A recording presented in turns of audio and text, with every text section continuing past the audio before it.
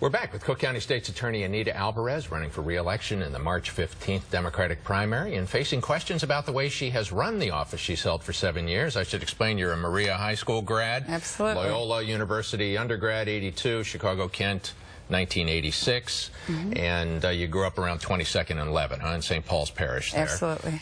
And tell me, Anita, why did you oppose the repeal of the death penalty?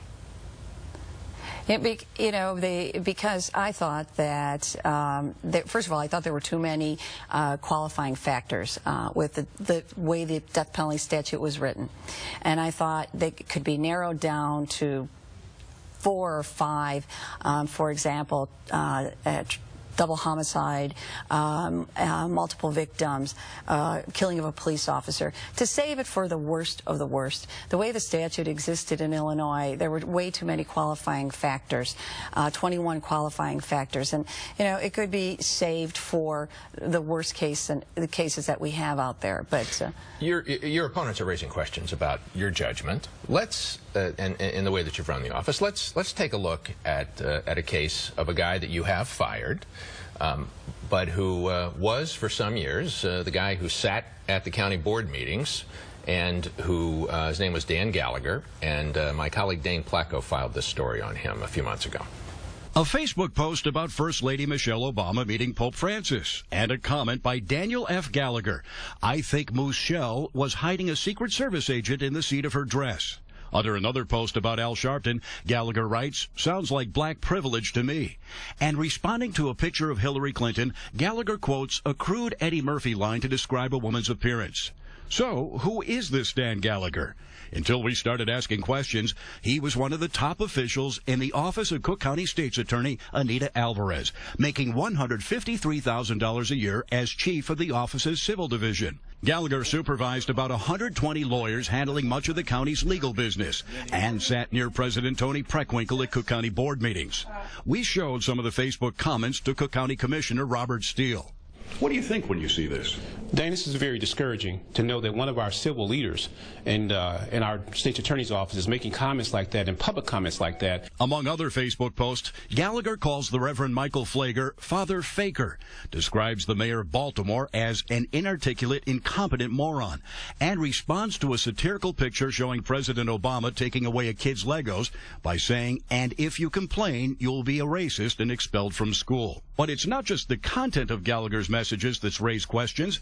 Fox 32 and the Better Government Association found some of the posts were made during normal work hours, potentially in violation of the county's internet policy. We don't know ultimately if he was off that day or what the circumstances were, but if they were occurring during normal work hours, this isn't something that's acceptable for a public official to be doing on county time, potentially with county property. That was a BGA investigator, my colleague Dane Placco. Tony Preckwinkle and your opponents say that raises serious questions about your judgment to put him in a top position like that. When I found out about those posts, I was outraged. And as you mentioned, he's no longer with the office. I don't know what people do on their own time and on Facebook, and I can't, police people's personal lives. But I was outraged when I saw those posts myself. It's especially because Hillary Clinton and Michelle Obama are women that I admire wholeheartedly. And so I was outraged when I saw them. I don't know what led a man with his experience. I hired him because he had over 35 years of experience as a civil litigator to run my civil bureau. I had worked with him at the Chicago Bar Association, volunteering on various different committees. So that's how I knew him, and I knew in the legal world that he was a very competent attorney. I was shocked just as everyone else was, but he's no longer with me. I was appalled by what he did, and he's going to have to live with what he did. My colleague Dane Placco also filed this report on a gentleman in 2012 who was an investigator for you. Can I ask you what you're doing here in the middle of the day, smoking cigars while you're supposed to be working? Yeah. You're having lunch? Yeah. But for Cook County State's Attorney Cop Bob Thomas, lunch is rarely a one-hour proposition. Thomas, who's already drawing a Chicago police pension, makes $78,000 a year to investigate cases for State's Attorney Anita Alvarez. But with undercover cameras outside, and hidden cameras inside, we watch Thomas visit this Bridgeport cigar shop day after day. He's a regular at the shop's old location and its new one just down the street. Some days for 90 minutes, others for more than 2 hours, smoking cigars, reading the paper, just hanging out with the other regulars. Yet his time cards for those days we watched him say he was working for taxpayers between 10 and 6. How long you been here?